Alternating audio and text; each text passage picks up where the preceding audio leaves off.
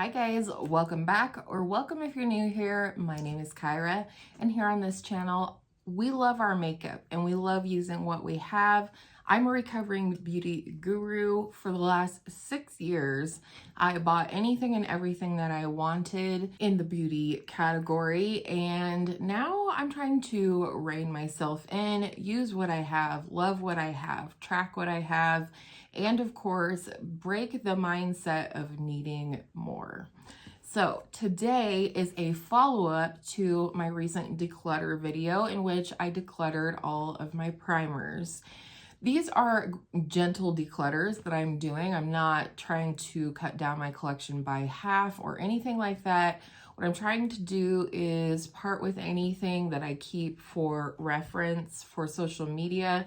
I'm done with that. This is a hobby for me. I don't make money and I just enjoy doing this type of content.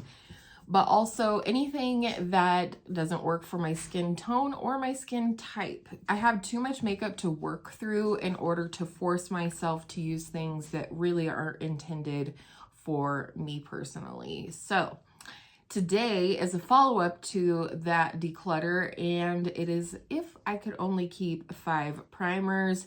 And I feel like we have a little bit to unpack in this video. I also thought, since this is a smaller category, that we'd talk about the primers that I didn't choose and why. So with all of that said, let's go ahead and talk about some primers. So starting with the primers that I did choose, I want to say that I could have stopped at 3 and been very happy with that roundup or that trio of products forevermore for primer. So I want to start with those, then I'll show you the 2 that I added that I don't necessarily think are essential in my primer routine, and then I will show you the ones that didn't make the cut. So the first one I chose, I knew without a doubt would be in this roundup, and it is my e.l.f. Liquid Poreless Putty Primer. I really enjoy this primer. It's smoothing. I do feel like it adds longevity to my makeup. It's just an all-around good base for my makeup. I do feel like I'm going through this rather quickly, and I know other people have felt the same way. I did recently have this in my Project 10 uses, so I did get those 10 uses, but I absolutely 100% will repurchase this primer when I do use it up. I would have to say this is my favorite primer in my collection currently. The next primer that immediately came to mind, and this is something that it's not necessarily this specific product, but the type of product that it is, and that is my e.l.f. Power Grip with 4% niacinamide. First of all, my skin loves niacinamide. I don't count on my makeup for skincare, but to me, it never hurts if it's in there. And because niacinamide has been known to help control oil, I like that this has it in there because I am a combo oily skin type.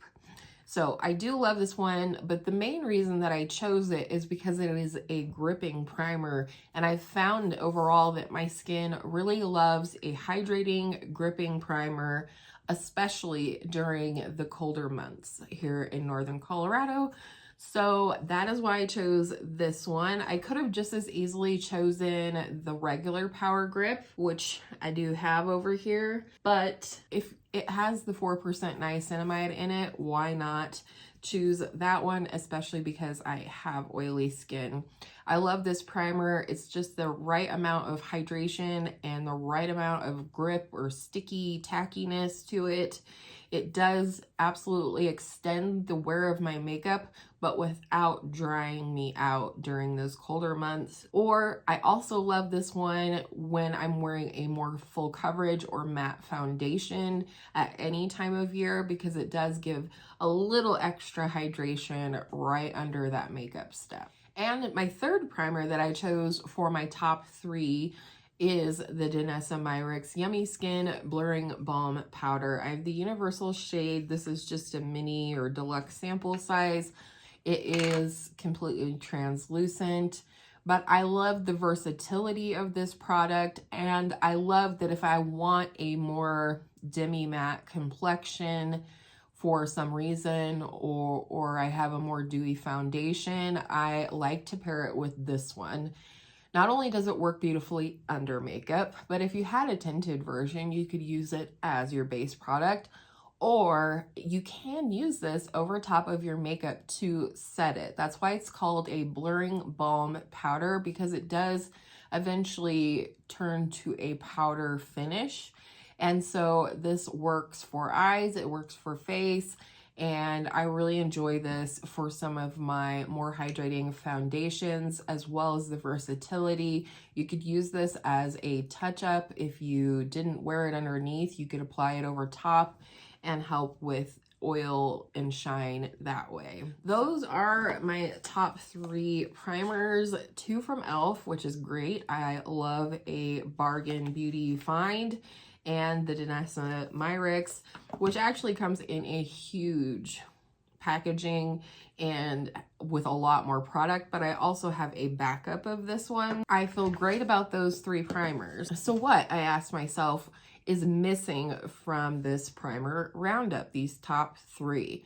Well, for me, it's a glowy base, but my 2 favorite glowy primers are the 2 Saie Beauty Glowy Super Gels in Star Glow and Sun Glow. And I like them both for different times and different reasons, so I chose them both. I love Star Glow, first of all, as a glowy base during the colder months under makeup.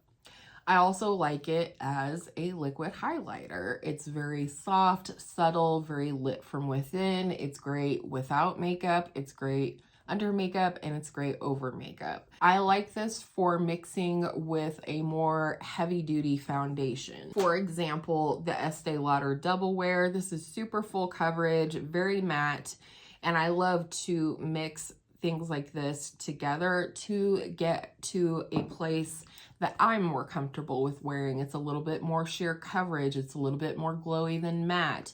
Just because a person has oily skin doesn't necessarily mean that they want matte makeup. Just putting that out there. I'm one of those people. So for me, this is all around great product. I just like this. So that is my 4th primer. And if you want to see swatches and more info, mini reviews, I definitely will have the primer declutter linked down below. And then the last one obviously is the shade Sun Glow, which is this bronzy version here. I do like this. I would have to say I like this more as a skincare mixer. I like to mix this with moisturizer or sunscreen or something like that, versus like a glowy base or a liquid bronzer. It does work as a liquid bronzer. I have tried that. It was satisfactory, but for me and the level of bronze that I like on my skin, it wasn't quite enough. It was more like your no makeup bronzing situation. I do sometimes mix this with foundations, especially if they're just a titch too light for me. I will mix this in versus a darker foundation. So I do like this one and I do like this one, and they are the 2 that are completing my 5 primers that I would keep if I could only keep 5. But if I could only keep 3, I wouldn't be super sad about letting these go, if that makes sense. They're fun, I enjoy them, I use them, but they aren't an essential to my collection or my happiness with my makeup. So let's go ahead and talk about the primers that didn't make the cut.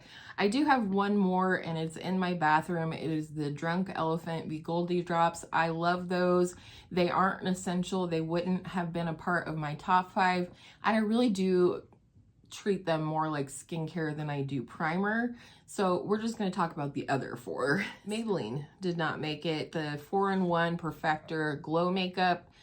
I do like this product, and it's kind of right up here with these 2, except for these do actually have skincare ingredients. I like the shades a little better. The main reason this didn't make it in is because of the applicator. As much as I love this product, the applicator does keep me from wanting to use it. I don't like the feeling of this big puff on my face that had product in it already before I even clicked it up. It does separate a little bit in here, and that's fine, but because of the delivery method, sometimes you'll get more serum to come out than glow, and it just is a little too finicky for me. The next one that didn't make the cut is the Lancome Le Base Pro. I do enjoy this. It is very smoothing. If I have a very short event to go to that I really want my makeup to look perfect and smooth for, I would go for this one every time. However, it is high in silicones, so it's not really an everyday candidate for me, as well as because it is silicone-y and I have combo oily skin, it does tend to slide off my face after a few hours.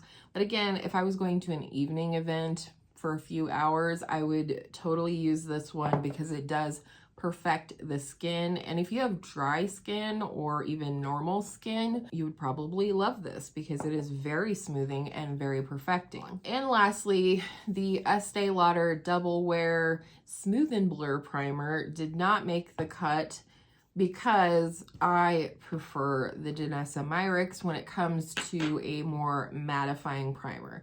Danessa Myricks is not completely matte, and that's what I like about it. I have enlarged pores. I'm 42 years old, so I have lines and crinkles and all the things. And sometimes this can just look a little dry on my skin, and my skin is not dry. However, if I had a very, very long day, this would be my first choice other than the Danessa Myricks in terms of keeping my makeup on and budge proof through anything. I do enjoy this. It is a great one for long days, long events, concert, something like that, which is why I do keep it, but it did not make the cut if I could only keep 5. So I hope you guys are enjoying this series so far. If you missed it, it all started with if I could only keep 5 eyeshadow palettes. I haven't decluttered my eyeshadow palettes, and I will do that at some point in the near future. But for now, I'm just going to be choosing which categories to declutter as I feel ready to reckon with those categories, if that makes sense.